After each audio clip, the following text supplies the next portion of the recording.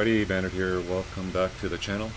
Today we're back in the PMDG 737, and today we're going to do a quick little tutorial on RNAV RNP approaches and how they differ from regular RNAV approaches. So we're just departed out of Vancouver and we're heading to Kelowna. We're in a WestJet 737-700, and if you've seen my previous video in the Diamond DA62, I've done a tutorial on how to do the RNP approaches in the Diamond. I'm not sure if you can really do them in the G1000 NXI, but I know you can do them in the 737. So without further ado, let's hop in board the cockpit and get things set up before we get to the top of the climb. It's a short leg here, so we need to get things going. Also, if you're new to the channel, welcome aboard. Take time, hit the subscription button and hit that bell, sign up for notifications, and you'll see more videos like this in the future. And at the end, if you enjoyed the video, I appreciate it if you hit that like button. Okay, so let's go into the cockpit and get things set up. Okay, so here we are in the cockpit and coming up to 20,000, cruising at 290. It's a short segment here. You can see top of climb, top of descent. We only have our leg up to CCAB here, and then we still need to load the arrival and the approach. So we'll just review that with you real quick here. Just open up the Navigraph chart. And we're starting off with the CCAB arrival. Via CCAB, we're going to come in CCAB, Pilma, or Vivek, Vilmo, and then AMBAT. And that's probably going to be the transition for the RNAV RNP approach. So if we look at that, and the RNAV RNP approach usually transitions somewhere off the arrival, not necessarily the last fix, but some fix along towards the end of the arrival. In this case, it is the last fix AMBAT. And if you're coming in from the south, we're coming in from this direction. So if you're coming in from the south, you have another option of ICNAP. And so let's get that loaded up so we get some more magenta line, and then I'll talk to you about what an RNP is and what the differences is from a standard RNAV approach. So we're 1,000, just leveled off. Everything looks good. And let's go into our arrival page. For Kelowna, we're going to choose the CCAB for 34. The winds are light in Kelowna, and this is a good approach to demo this. We're looking for the RNAV Zulu 34 via AMBAT. So we'll execute that. And now we got some more magenta line, and our top of descent is not too far away, so we need to get this briefed real quick. And then I'll go over what the differences are. So the AMBAT arrival. So we need to verify waypoints and altitudes. I've already done that just for sake of speeding things up here. They're all coded correctly with the speeds and altitudes. And we need to be at AMBAT 210 at 8,000, and then the approach goes from there. We'll talk about these fixes in the approach. I'll just show you real quick here. So you've got the approach fixes AMBAT, Penbo, and then Zudov. And you see here between Pembo and Zudvo, we have these RF fixes, and I think what they're using is these simulated fixes to help do the curve segments of the approach. And in real life they wouldn't be there. They might be in the background in the FMC to help calculate those curve segments, but in real life they don't show up, and I'm not sure why they show up here. But all you're really going to see is the actual fixes that are labeled in the approach. None of these RF fixes are going to be there, but they do make the curve segments for the approach work, and so they are there. They're not any hard-coded altitudes. All they're using is predicted altitudes, so there's no bold altitudes, so they're all just predicted altitudes and speed of what the FMC thinks is going to cross those fixes at, so that's fine. So let's say their waypoints and altitudes are all verified. We're not too far from the top of descent, so we need to put in a lower altitude. So we'll make sure we're in LNAV, VNAV, and we'll go look at a lower altitude for the approach, or for the arrival, and let's put in 8,000. Say we're cleared to descend via the AMBAT or the CCAV for arrival, so clear down to 8,000. So we'll put something in here so we can get the descent going real quick. And then we'll brief the approach and talk about it on the way in here. So we've got 8,000 set LNAV, VNAV, so it'll start our descent for us. So the waypoints and altitudes are verified. So we're going to come in, we're going to cross Alma 9800 above, we're going to be a Vivek at 9500 hard at 210 knots, and then AMBAT 210 at 8,000. From there we're going to transition to the approach. And the approach is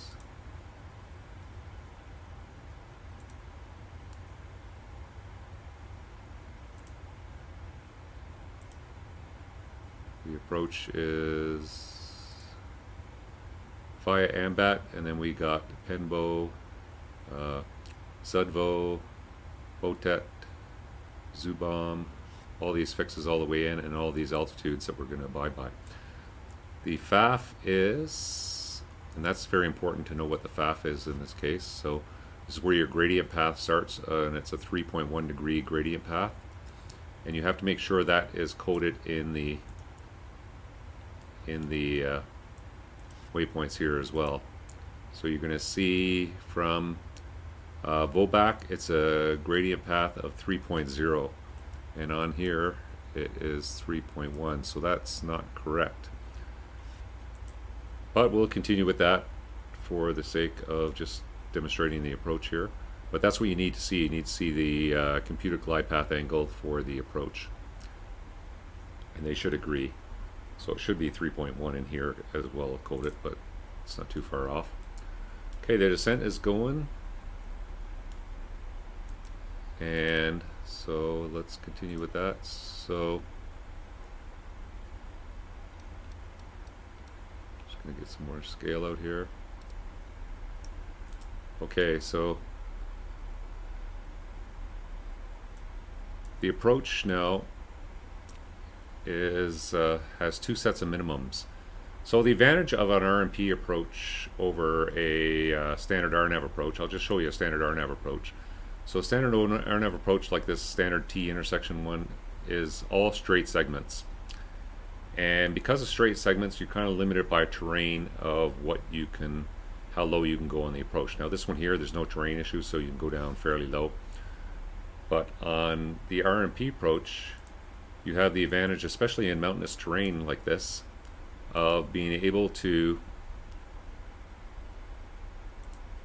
I don't know why this is, keep losing my chart here. Okay, so on the RNP approach, you have the advantage of being able to do these curved segments. And where this works really nicely is in a place like Kelowna here, where we have this, Kelowna is in a valley and there's high terrain all around, and this allows you to get down lower. There's no way you could do a straight segment out this direction, because you'd never be able to get down low enough, or it'd be too steep of a glide path angle to get to any decent minimums. So this allows you to descend on these curved segments through this valley and do a final curved segment here to line up for the approach, so you can get down to lower minimums. And you can see here where you have two different RNP minimums of 1872 and 1806, and that represents 505 feet or 439 feet above the terrain.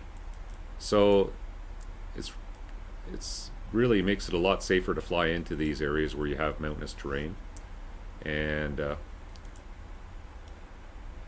so what is RNP and what does it represent on here on the scale? So RNP is, this is going to take a few minutes to explain, but I'll try to get it in. RNP stands for Required Navigation Performance. And you'll see down here below your track, you have RNP and AMP. RNP is what the required navigation performance, so you have to have a system capable of 1 mile required navigation performance for the segment that we're on right now, which is coming into the terrain or the terminal area, because we're on the arrival. And the AMP is the actual navigation performance, and that's computed by the FMC based on the GPS and IRSs and the VORs that all use to calculate the actual nav performance. Now, right here on your PFD, you have the same thing in the vertical. You have RNP of 400 feet and AMP of 125 feet. So what you have represented over here now is these track deviations, and RNP is represented by these little hash lines here. That is 1 mile, and AMP is the difference between AMP and RNP. So RNP minus AMP represents this area just inside these longer hash marks, and that's the area that you have to be able to fly within. And the same thing in the vertical. So we have RNP of 400, and then you have to be with the AMP of 122.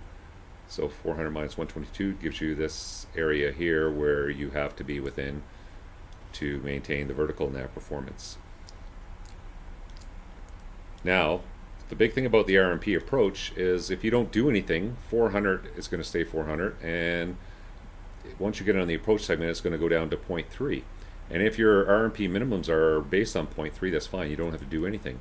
But because we're doing an RNP approach, we're going to have to alter those. So the way you do that is you go into the progress page, hit progress.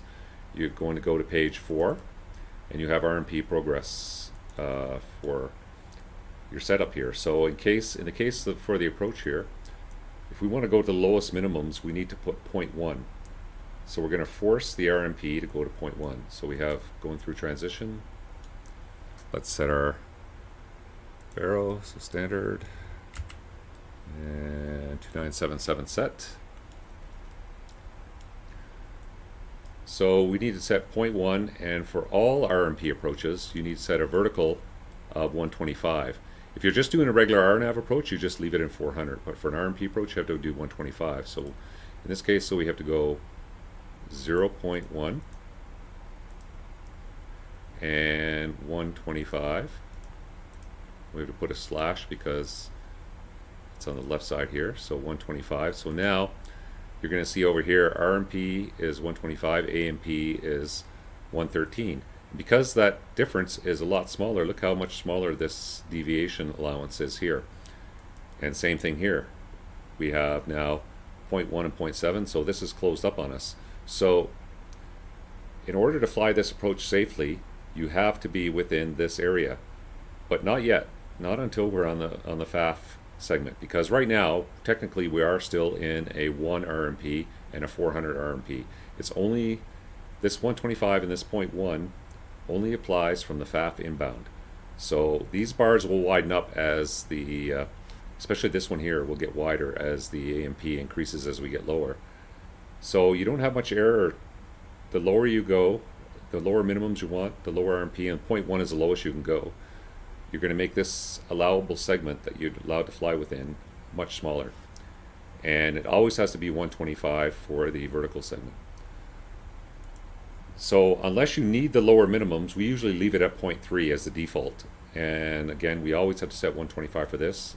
And you'll notice as we go lower, the AMP will increase. So that's what that represents. So when you're flying now, if you're coming in on the approach, we can go outside of these bars until we're on final, inside the FAF. But once we're inside the FAF, we have to maintain these, maintain within these deviations here. It's almost like an ILS, but the autopilot's going to be flying it. And so that's what the RNP is based on, required nav performance for various segments of the flight. So that is the approach. Let's just brief the approach really quick. So we're going to be coming in via AMBAT. The final approach course is 339, so we need to put that in. So we put 339 in here. Now it doesn't affect anything on the approach. If we don't put anything in here, it's not going to do anything. But we do need to keep this standardized because we do need these courses for ILS approaches. So we always put them in regardless of whether or not they're going to affect the operation of the approach. Coming through 10,000 feet, this is getting pretty busy. Put our landing lights on, seatbelts on, and continue along here. So now, before we get to AMBAT, we need to close up this approach. So if I go to the legs page, and you see we're going to come in here via AMBAT, and oh, it's already closed up because there was no downwind determination waypoint. So that's already closed up, so that's fine. If you had a rival that ended up in a vectored with a vector at the end, then you're going to have to close those up. But they're AMBAT and AMBAT were already the only two fixes in there, so that looks good. Okay, so we're continuing. We're going to meet that altitude of 9,500 feet at Vivek. We're slowing to 210. Everything looks good. So we'll continue briefing the approach. So the course is 331. We're going to cross Savup at 3,200 feet, which is, so Savup is actually the FAF, not Vovek. So we need to, so even though the 3 degrees starts at, or 3.1 degrees starts at Vovek, we need final approach course, final approach fix is at Savup. And that's where we need to be able to maintain within these lines here. And you can see we're deviating out now. It's going a little bit wide in the turn, probably because we're going too fast, so it'll help us slow down a little bit. And that's okay right now because technically we're still on the arrival portion, so 1 is actually our limit. So the fact that we're going outside here is okay. Now, in real life, if you do go outside these like this, these are going to turn yellow on here, and if you stay in this amber, if you stay in this bar here, it's going to turn amber, just to warn you you're outside of the required nav performance for the approach. Anyway, so we'll continue on here. This should correct nicely.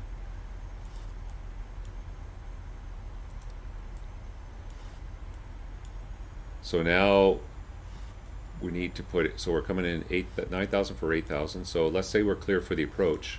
Next thing we need to do is make sure we're in LNAV, VNAV, and we're going to now select field elevation as our next altitude in order to keep the VNAV profile going for the approach.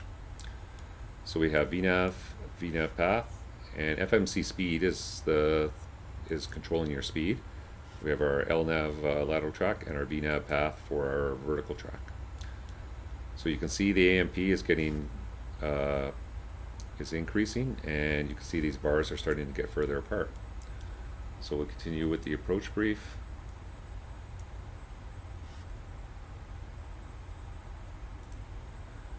So minimums are 1806. Runway elevation is 1367.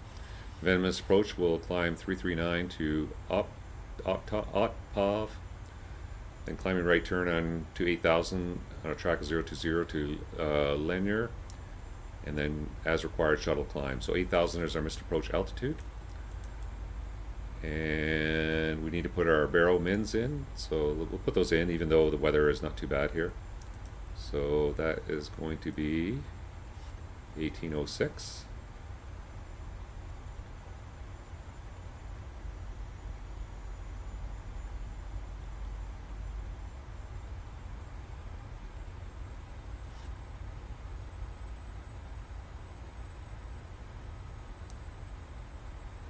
Fine if you just click and hold, it goes faster to get this barrel up.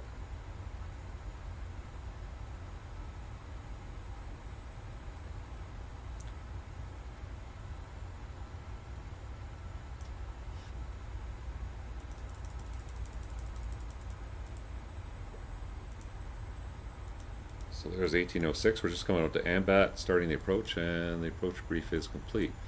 So let's just do we're a little bit behind things here, but let's just do a descent checklist. So air conditioning, pressurization. So we have field elevation set for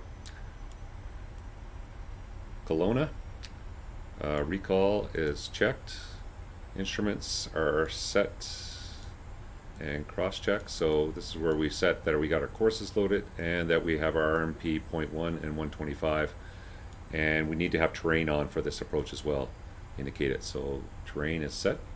So instruments are set and cross-checked. Landing data, we need to set our ref landing speed, so ref 30, 127. That's set. And auto brake, we'll put on auto brake 3. And approach briefing is completed. So we'll continue on with the approach here. So it's going to do a nice little turn here. Going to fly down this, down the lake into Kelowna. And then down in here. Kelowna's down over here somewhere, I believe. Or no, sorry, down here. So you got the high terrain around here, and that's what makes these approaches really nice. Speed brake back in.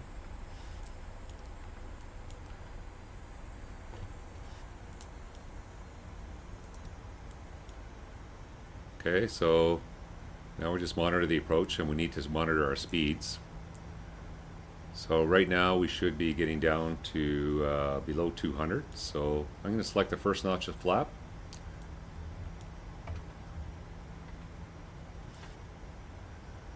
And when you select the flap and you're in VNAV, it's going to go, the FMC speed is going to go to the flap 1 speed position. I'm going to use the speed brake to get us slowed down here a little bit more. And under my heading, I'll put in the inbound of 339. Okay, so we want to get slowed down a little bit more. I'm going to go to flap 5.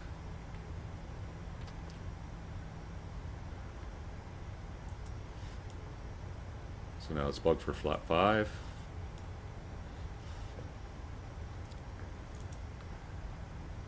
And while we're just descending here, I know last time in my last video I just mentioned it was hard figuring out where to put the throttle for positioning the throttle for when you disengage the auto throttle. And there's a setting where you can actually, doesn't occur in real life, but this shows your throttle position when you move it. So right now I got my throttle set up to here, and it'll go away when I stop moving it. So now I can just fine tune the throttle before I disengage the auto throttle. These aren't indicated in real life, but they're really useful for using in the sim right now. Kind of short strokes here, so I don't have time to show you where that is. So 4,000 feet, time to start thinking about getting out the gear. 2,500. We'll go to flap 15.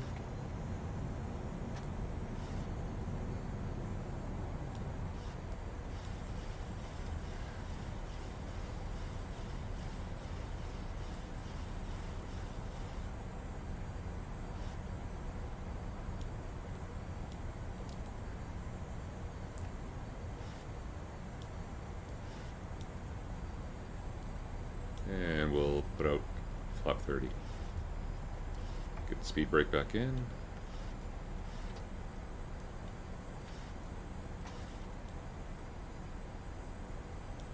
And when you go to flap 30, it's going to set ref plus 5, so it should set 132, which it did. So now we need to do a pre-landing checklist. So we got landing checklist. Engine start switches are continuous. Speed brake is armed green light. Landing gear is down 3 green. Flaps are 30 green light. So landing checklist is complete. And now we just need to monitor the approach here. So we're just getting on the edge here for our vertical path. So we just want to keep an eye on that. So technically if you go outside of these areas here, you need to conduct a missed approach. Unless you're visual or something like that. So we do have the runway there. Now you keep that field elevation set till you hit 1,000 feet, and then at this point changing your altitude is not going to cause the airplane to level off or anything. So there's 1,000 feet. So check set missed approach altitude. We'll put 8,000 feet in. And we'll continue on the approach. There's the runway, looks good.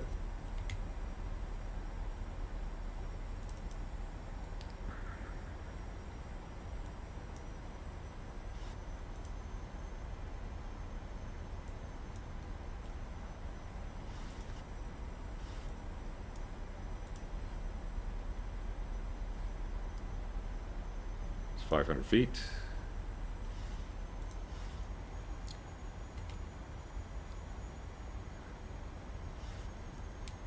Approaching minimums. 500. Minimums. Continue. Okay, so landing's assured. We'll shut off the autopilot. Get rid of the auto throttle. Oh, of course, there's an airplane on the runway. 50. Gonna continue. 30. 20. 10.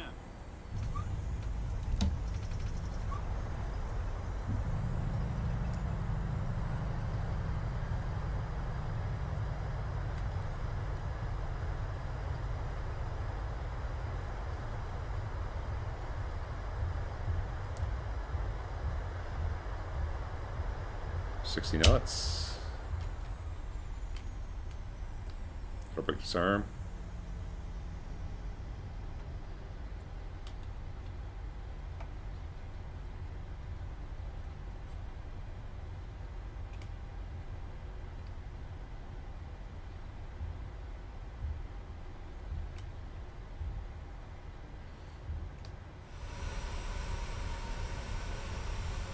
Well, it looks like the airplane's gone in this view. That's good. Never fails when I try to do a video. There's an aircraft on the runway when I have live traffic on. A little left to center line.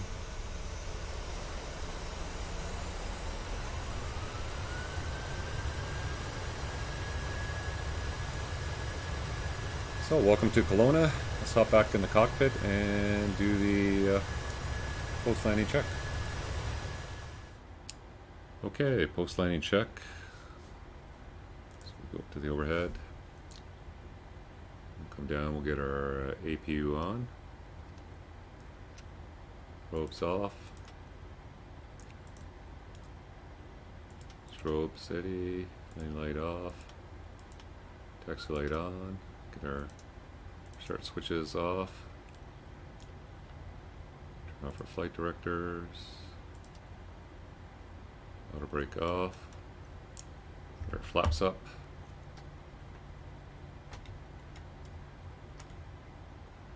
And speed brake is down, and transponder can go to standby. And we get the after landing checklist. Oh, forgot stab trim.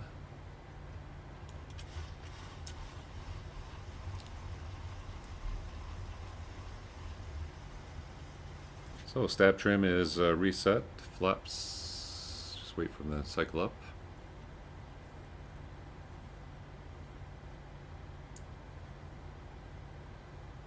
And flaps are up, no lights. Speed brake is down, auto brake is off. Transponder is standby, probe heat is off. Start switches are off, and APU should be ready. APU has started on the buses, so the after landing checklist is complete. So I'm not going to taxi back into the gate, but that was quick and dirty. Happens really fast when you're coming in on a short leg like that. But anyway, that was the RNP approach. That basically covers how you do it in the 737, what RNP means as opposed to ANP, where you have to put in your RNP values if you're doing below the standard 0.3 or 400, which is for a regular RNAV approach. And so you have to put those in, and then it talks, we talked about how if you exceed those variances based on the ANP, RNP minus ANP differential, if you exceed that window, then you have to go around if you're inside the FAF. So that's basically the RNP approach. It really gives you a lot of options coming into a lot of places, saving fuel, time, doing these short gate terrain. The RNP has been a game changer in aviation for sure, in terms of safe operations and efficient approaches, because you can never get an approach that low for a non-ILS approach into a place like Kelowna before RNP approaches. So I hope you enjoyed that. One more thing before we close out here, I'll show you where I set that setting for the so if I go into the menu here, we go into PMDG setup, and we go, I believe it was in options, simulation, And show thrust lever ops position. You have no or yes all the time, or when moving. So when moving shows this blue outside thrust lever position and allows you to sync your thrust levers with the actual thrust lever position, because obviously these are moving when you're in auto throttle and your real thrust levers aren't. So when you disengage the auto throttle, if they're not synced up, you could have a big power surge or something like that. So it allows you to sync that up. So that was a useful feature to definitely have. So anyway, hope you enjoyed the video. Again, if you're new to the channel, appreciate it if you hit subscribe, sign up for notifications. If you enjoyed the video, make sure you hit that thumbs up button. Really appreciate it. And if you have any questions about RNP approach, just leave it in the comments and I'll try to get back to you as soon as I can. If you have any other particular type of tutorial you'd like to see in the 737 by PMDG, let me know and I'll try to put something together like that too. Again, thanks for joining me, and we'll see you next time on the Bandit Flight Simmer channel. Again, welcome to Kelowna, and we'll see you again. Bandit out.